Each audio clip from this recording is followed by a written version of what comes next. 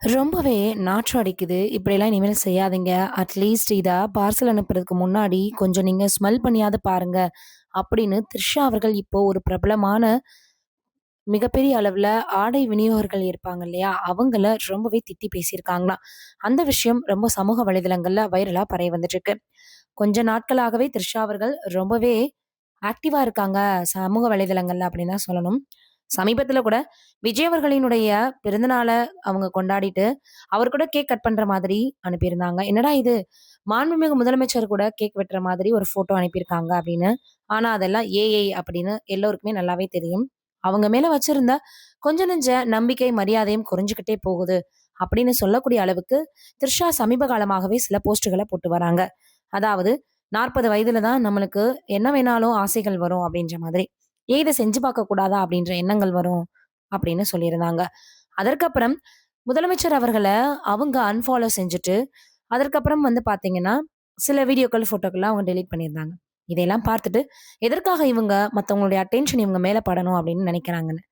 ஒருவேளை சங்கீதா அவர்கள் சொன்ன மாதிரி, இவங்க வேற ஏதாவது பண்ணியிருப்பாங்களோ அப்படின்னு எல்லோருக்கும் சந்தேகமும் எழ ஆரம்பிச்சது. பிறகு இவங்க துணை முதலமைச்சர் ஆனா கூட டவுட்டே கிடையாதுன்னு ஒரு சிலர் பேச ஆரம்பிச்சாங்க. என்ன இது தொடர்ந்து இவங்களுடைய விஷயம் நீண்டுகிட்டே போகுதே! இதற்கு ஒரு எண்ட் கார்டே கிடையாதா? இதுக்கு யாரு எண்ட் கார்டு போடுறது? முதலமைச்சர் அவர்கள் போடுவாரா? இல்ல த்ரிஷா அவர்களே விலகிடுவாங்களா? அப்படின்னு பலரும் பலவிதமாக பேசி வந்துட்டு இருந்தாங்க. ஆனா, இப்போ ஒரு வீடியோ வெளியிட்டிருக்காங்க. அதுல பிரபல ஒரு ஆடை விநியோகஸ்தர்களான Zara Care அப்படின்றவங்கட்ட தான் இவங்க பேசியிருக்காங்க. அட்லீஸ்ட் நீங்க கொரியர் அனுப்புறதுக்கு முன்னாடியாவது அந்த ட்ரெஸ்ஸ கொஞ்சம் ஸ்மெல் பண்ணி பாருங்க. ரொம்பவே துர்நாற்றம் வீசுது. அத வந்து ஸ்மெல் பண்ணவே கஷ்டமா இருக்குது. எதுக்கு இப்படிலாம் பண்றீங்க? ஒரு தடவைக்கு 2 முறை நீங்க அத சரி பார்க்கலாமே! இந்த மாதிரிலாம் பண்ணாதீங்க.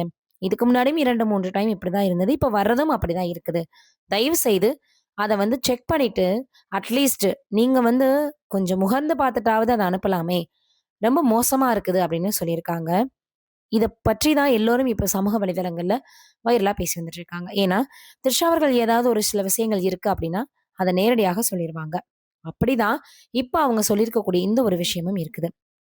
தொடர்ந்து த்ரிஷா அவர்கள் சொன்னதுக்கு ஆதரவும் தெரிவிச்சு வராங்க. சிலர் ஆன்லைன்ல பிசினஸ் பண்றேன் அப்படின்ற பேர்ல ஆன்லைன் கொரியர்ஸ் அனுப்பும்போது, இந்த மாதிரி சரியா அனுப்புறதில்ல. ஒரு கேர் கிடையாது அப்படின்ற மாதிரி எல்லாரும் இல்ல. ஆனா ஒரு சிலர் இருக்காங்க.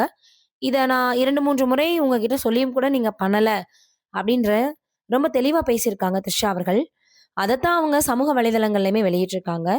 இந்த விஷயம் இப்ப வைரலா பரவி வந்துட்டு இருக்கு.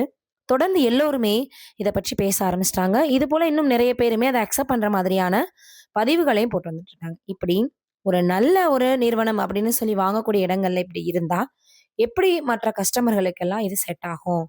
உண்மையிலேயே அது ரொம்ப யூஸ் பண்ணவே கஷ்டமா இருக்குது. அப்படின்னு பேக்கேஜிங் சரியில்ல, ஸ்மெல் வருது அப்படின்ற மாதிரி இப்ப பிரபல நடிகையான த்ரிஷா அவர்கள் சொல்லியிருக்காங்க.